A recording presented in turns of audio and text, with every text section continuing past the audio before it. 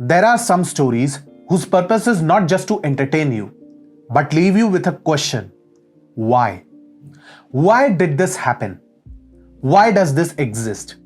Why did none attempt to prevent it? If a problem exists, you can either bow down or face it head on. Running away is not the solution, and one movie has done just that.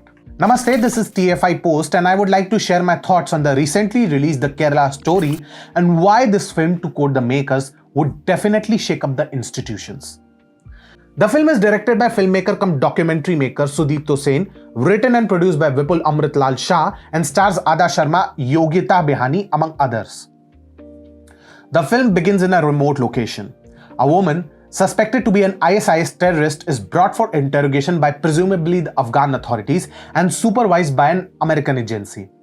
As her attempts to prove her innocence almost go in vain, the woman named Fatima narrates her journey from her origins in the Kerala to the harrowing present.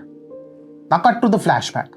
Shalini Unni Krishnan is a happy-go-lucky girl who lives in Alappuzha with her widowed mother and her old maternal grandmother. She aspires to be a nurse and hence enrolls into the Indian Institute of Nursing.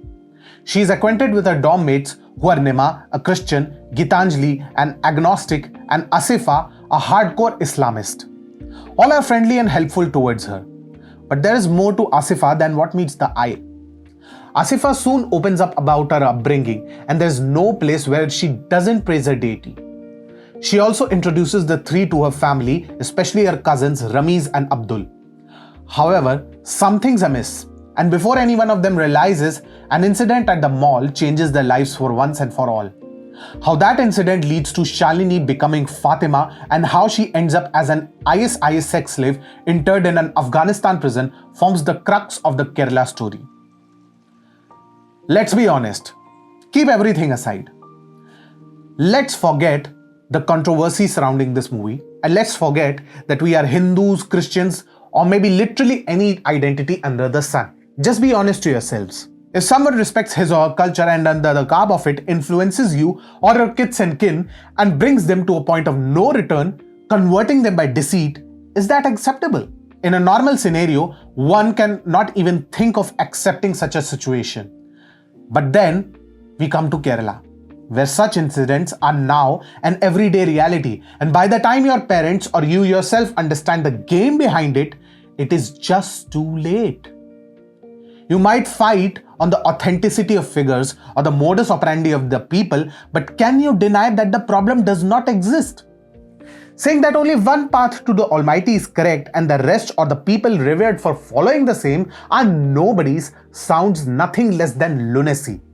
But that is shoved down our throats every day in the name of the so-called secularism. How many are even ready to talk on this issue, forget portraying it on the silver screen? Let me give you an example from the movie itself. Following Shalini's indoctrination and a subsequent marriage to one of Asifa's cousin, she converts to Islam. The moment her mother knows it, she rushes to the place and even in the drizzling rain attempts to convince her daughter that something's not right. But she is coldly brushed off by her in-laws. The tone of addressing Fatima is enough to make us know the intentions there. Such subtlety is rare. While mentioning every incident in the film would be impractical, a couple of incidents do stand out. In one place, when Shalini, now a sex slave named Fatima, gives birth to a child in an ISIS camp, she is denied even the basics. Yes, the basics. She cannot avail access to the bare minimum a mother would need for her newborn. As she somehow sources some rations from another victim, she allows her a conversation with her relatives. Moments later, that very woman is brutally dragged by her husband, if that might be the word to address that person, and her brains are blown out with a single shot. Her crime? Helping a mother to feed a newborn. You may find that the film attempts to show Kerala as a radical hotbed. You may whine that the figure of 32,000 women being converted to Islam and sent to ISIS is not correct. But can you deny that such atrocities do not exist at all? Can you just think of it? Forget everything else. Is denying food to a newborn infant even acceptable? Even the most stone-hearted would shiver on such a thought. Yet, there are folks who would dare to call every single mention of such incidents as a mere figment of imagination. Let that sink in. Another incident that makes your stomach churn is when Nimaf attempts to file a complaint and none of the policemen would have it. One of them even sympathetically says that while he may be morally with her, he cannot technically help her. Why such a compulsion? Why? What on earth would happen if such atrocities are reported?